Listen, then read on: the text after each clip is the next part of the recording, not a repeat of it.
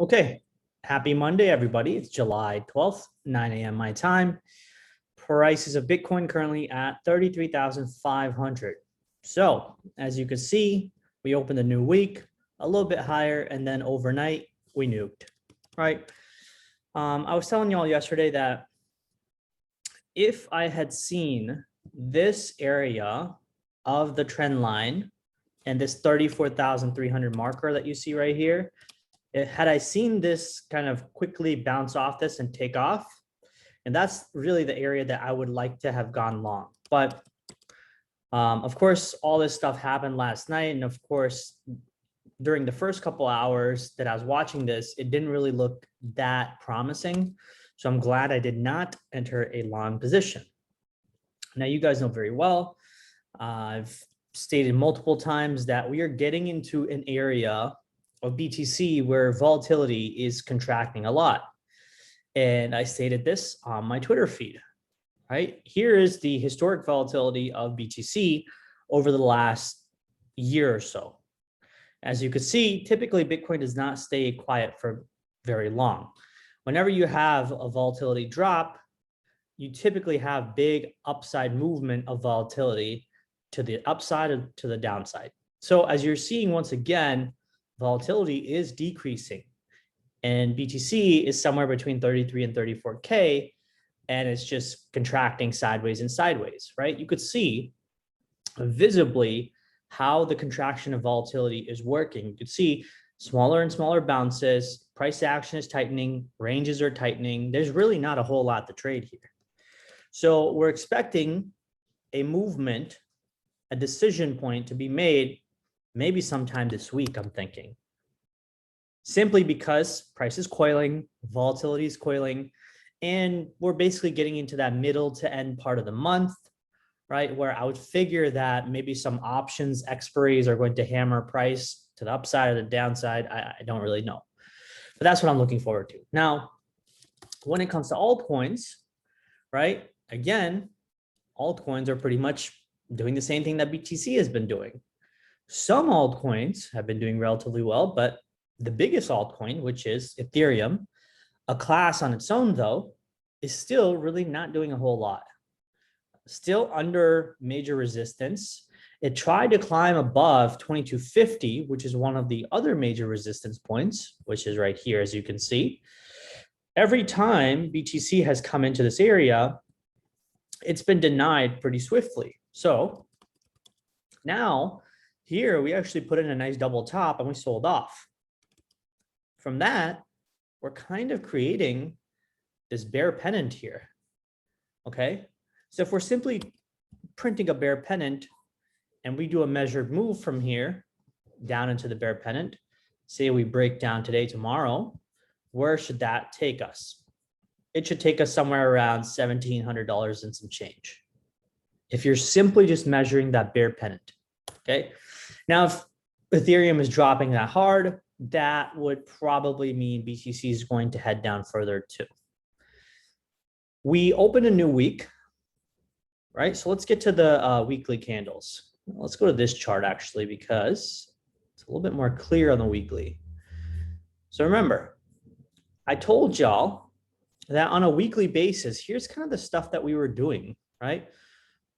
Over the last 1, 2, 3, 4, 5, 6, 7, 8 weeks. So all of these weeks, not including this one that we just started yesterday, every single one of them refused to close below $34,750.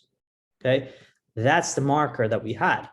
Finally, this Sunday, we finally closed this weekly candle right here below this dotted line, which is 34,750. The consequences of having a bad close like that are typically seen pretty shortly after this weekly closing, meaning this weekly. And you're already seeing some of that sell pressure bake into this candle right here. You could also see that a little bit overnight, it looks like we've made that pop up. The high of this candle, this current weekly candle, was 34,670. So one could make the argument that we came into this area on a weekly basis and we rejected it and we're rolling over now. So now we have to keep in mind that if we are rolling over, where are the next destination points for price? The most obvious is $31,000. It's probably more so of a range, not an exact point, but this pocket right here. See, this pocket right here, we've come into once, twice, 3 times, 4 times, 5 times. Maybe 6th time around, it may not hold, or maybe it might. But the point is that if you're going short, the most obvious area, you go short here, stop above this area, first target profit is anywhere in this zone right here, okay? Between this high and this low.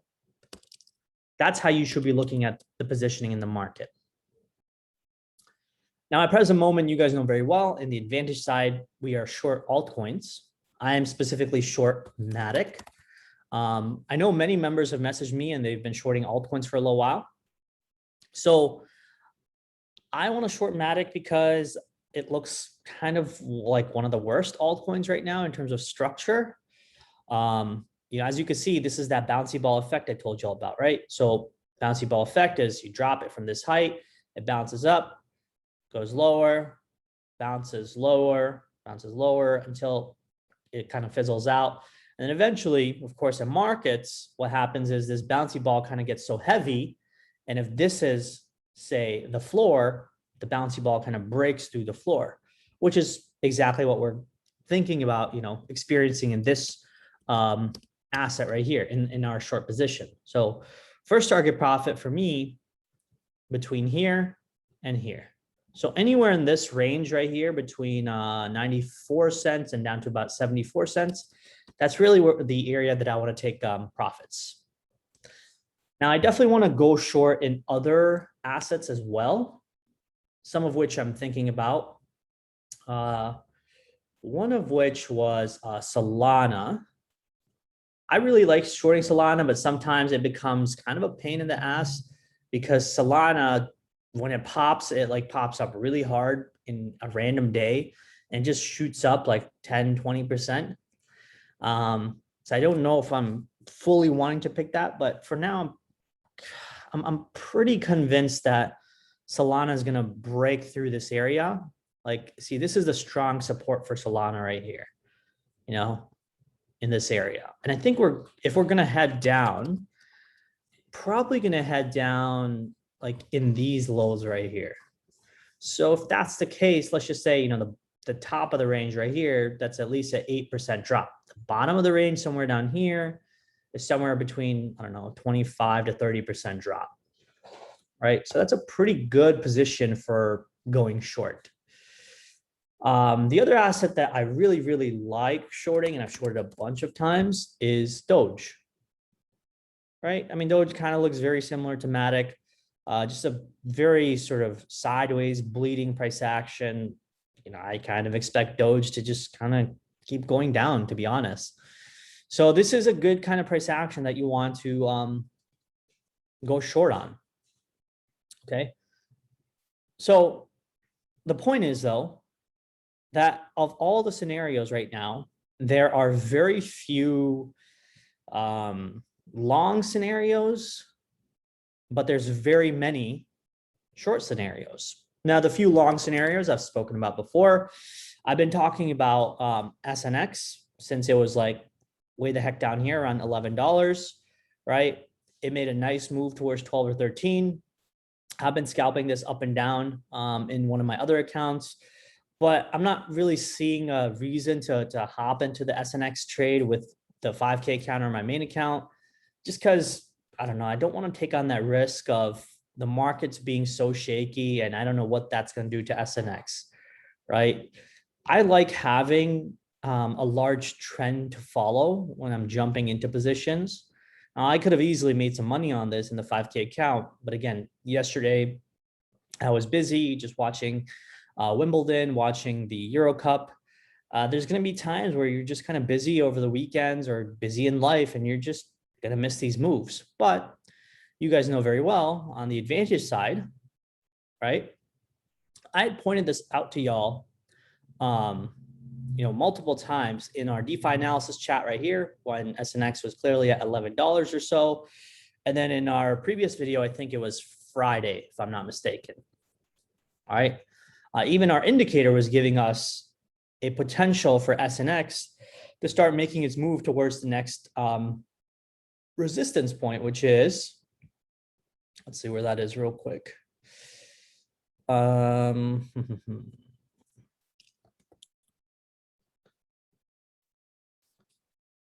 we go to our indicator, so the next resistance point is, first of all, this pink line right here, which is around $14, and then this aqua line up here, which is around $14.75 to $15 or so. Okay, so point is, somewhere in this area, I'm expecting SNX to probably just lose momentum or hit a local top. And who knows, maybe as price comes into this area, if that becomes a local top, and then at the same time, you see BTC grinding down further and further, you can open up a short position up here if you want to, right?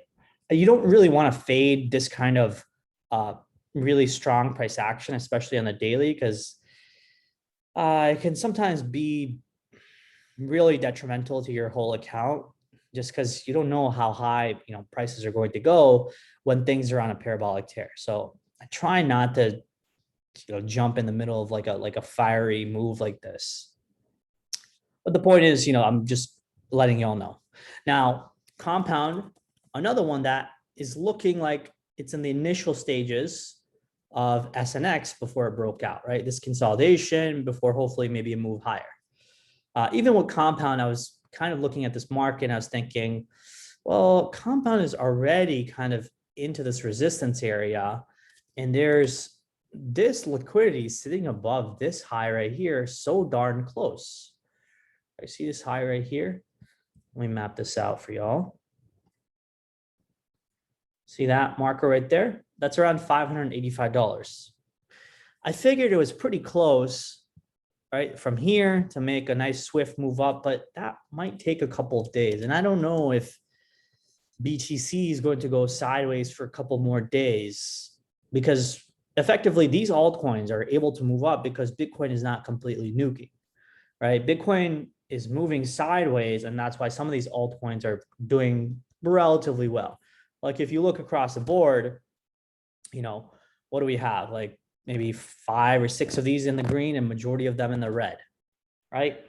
But over the last several days, as BTC was moving sideways, a majority of these were actually slightly in the green here and there.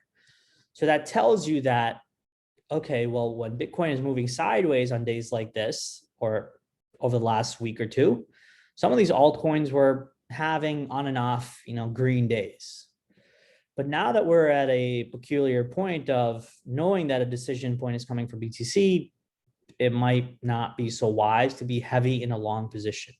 I do think that level to level longs are worth it though. Like I said, like if you want to go long on SNX, okay, here's a couple different ways to look at it. Okay.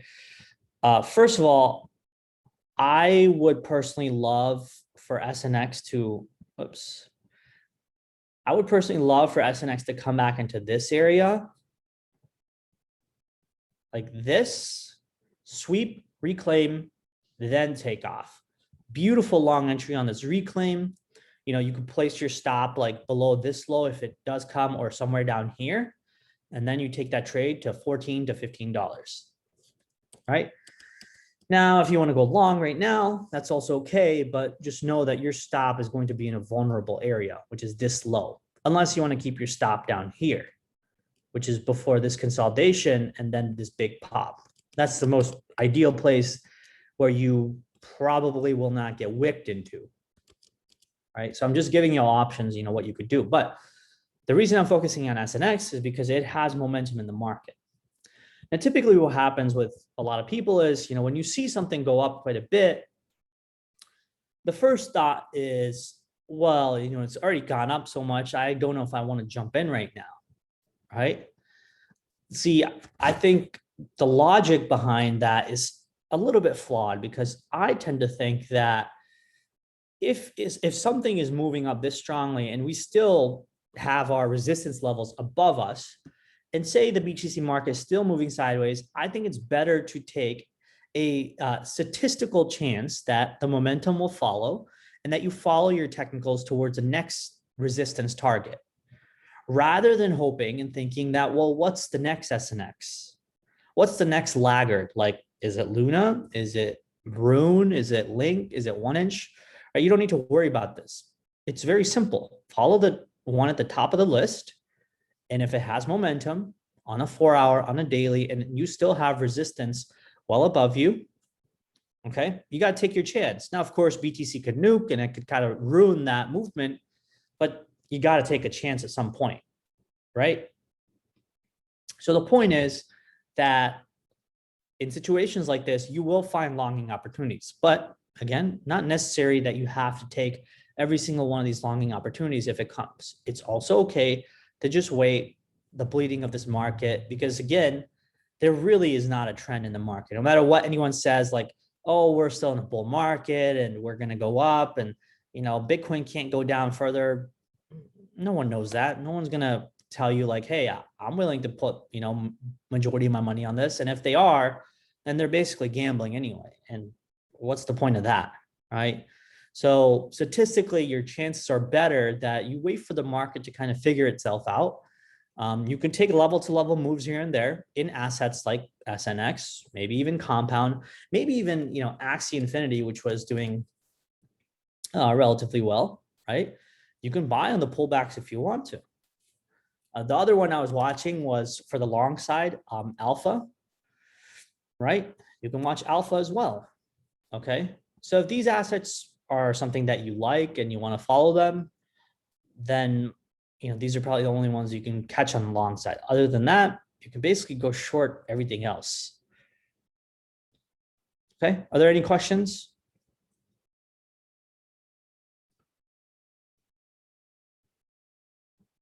Anything specific you guys want me to cover?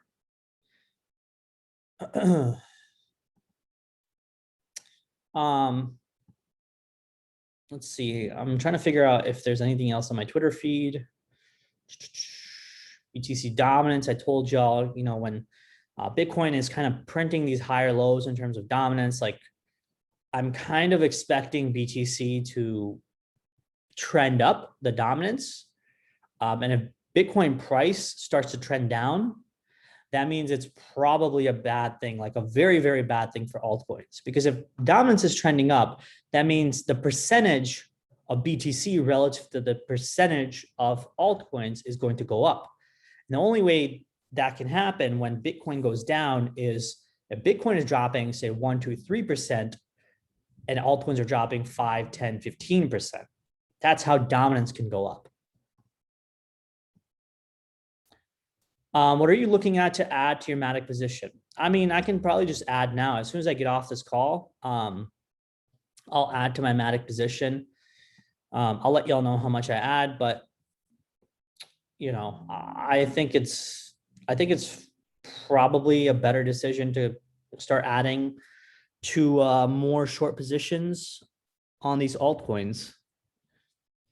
But not heavily, like, you know, don't go too heavy because, again, just because I say there's statistically a higher chance for BTC to go down doesn't mean that this coiling of BTC can't put in a massive move up, in which case I don't know if altcoins are going to get dragged up with BTC. They might. Typically, the chances are lesser that altcoins move up in a short squeeze with BTC because Bitcoin needs all that money, right? Bitcoin being the, you know, multi-billion, trillion-dollar asset that it is, it requires a lot of the money flows to be headed into it to squeeze out those short positions. So at present moment, I still think short altcoins is the best position. All right. Okay. Well, until then, y'all take care. Follow the analysis that I posted for you guys, DeFi analysis, altcoin analysis, Bitcoin analysis. And I did a pretty nice update about altcoins in the Advantage announcements yesterday for Advantage members. All right. Yeah, until then, take care. Cheers. And I will keep y'all updated through the day.